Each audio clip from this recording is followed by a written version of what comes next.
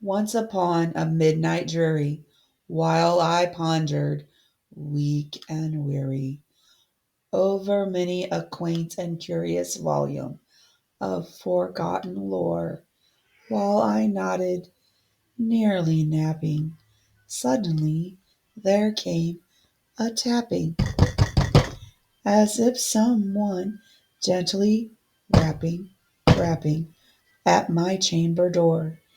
"'Tis some visitor," I muttered, tapping at my chamber door. "Only this and nothing more." Ah, distinctly I remember it was in the bleak December, and each separate dying ember wrought its ghost upon the floor.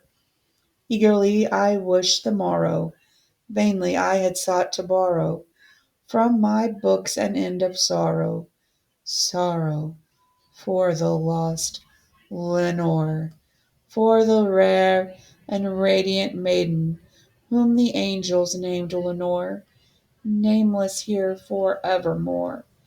And the silken, sad, uncertain rustling of each purple curtain thrilled me, filled me with fantastic terrors never felt before, so that now, to still the beating of my heart, I stood repeating, "'Tis some visitor entreating entrance at my chamber door, some late visitor entreating entrance at my chamber door.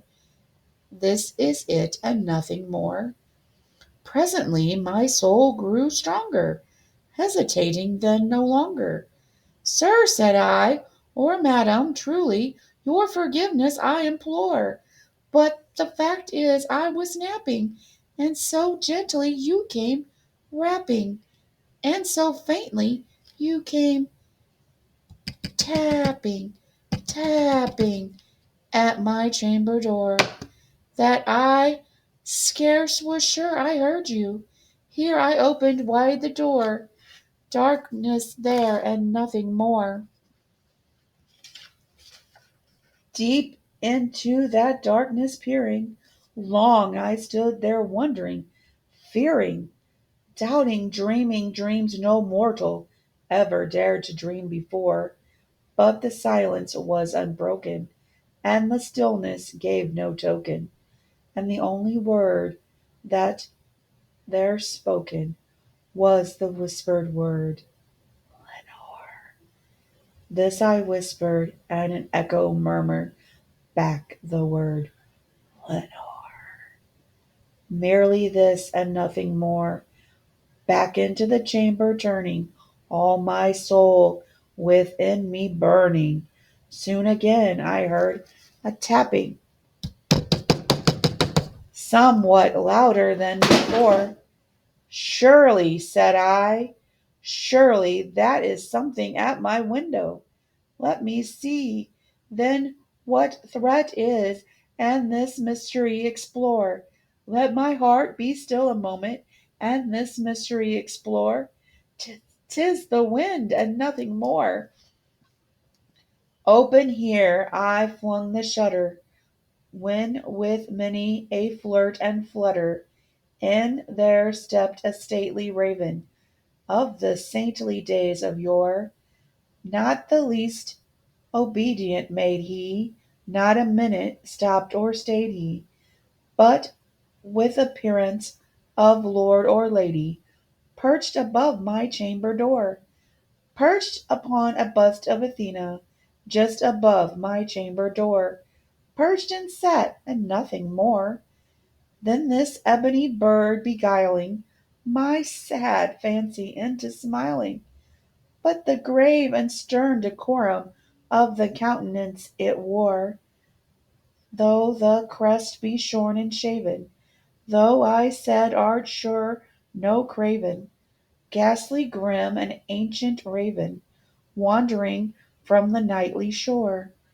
"Tell me what thy lordly name is on the night's deathly shore." Quoth the raven, "Nevermore."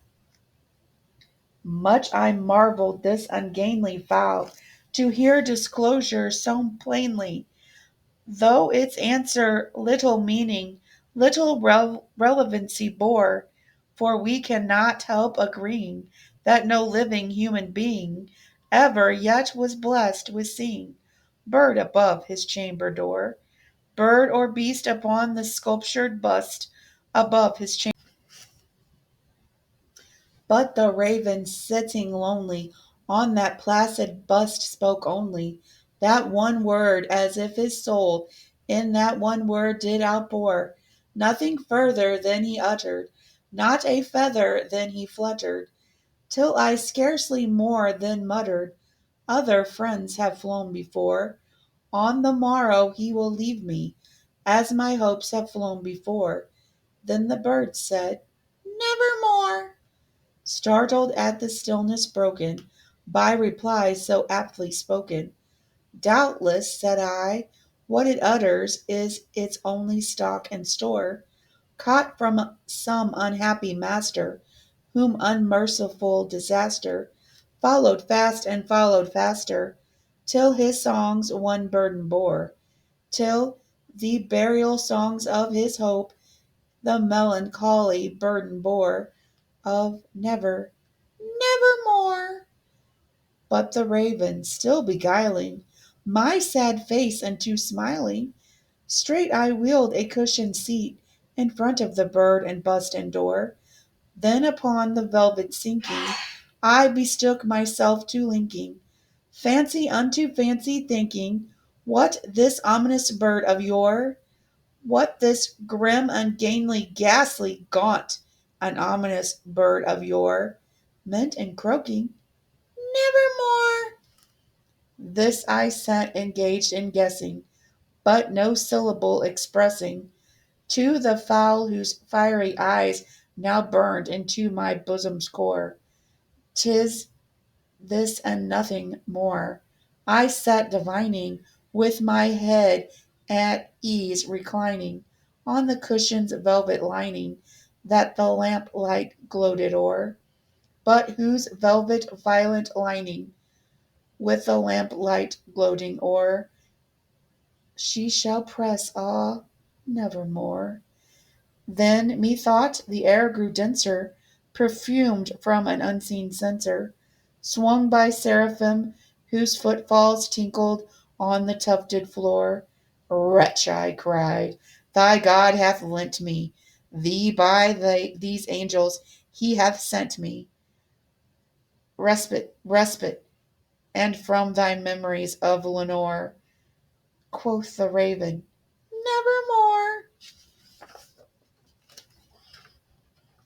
Prophet, said I, thing of evil, prophet still, if bird or devil, whether tempter sent or whether tempest tossed thee here ashore, desolate yet all undaunted, on this desert land enchanted, on this home by horror haunted, tell me truly, I implore, is there balm in Gilead? Tell me, I implore. Quoth the raven, Nevermore. Prophet, said I, thing of evil, prophet still, if bird or devil, by that heaven that bends upon above us, by that God we both adore, tell this soul with sorrow laden, if within the distant Aden it shall clasp a Satan maiden, whom the angels name Lenore, clasp a rare and radiant maiden, whom the angels name Lenore. Quoth the raven, Nevermore. Be that word our sign of parting, bird or fiend, I shrieked, upstarting. Get thee back into thy tempest and the night's deathly shore. Leave no black plume as a token of that lie that soul has spoken. Leave my loneliness unbroken. Quit thy bust above my door. Take thy beak from out my heart, and take thy form from off my door. Quoth the raven, Nevermore. And that raven, never flitting, still is sitting on the pallid bust of Athena, just above my chamber door. and his eyes have all the seeming of a demon that is dreaming, and the lamplight o'er him streaming throws his shadow on the floor, and my soul from out that shadow that lies floating on the floor shall be lifted nevermore.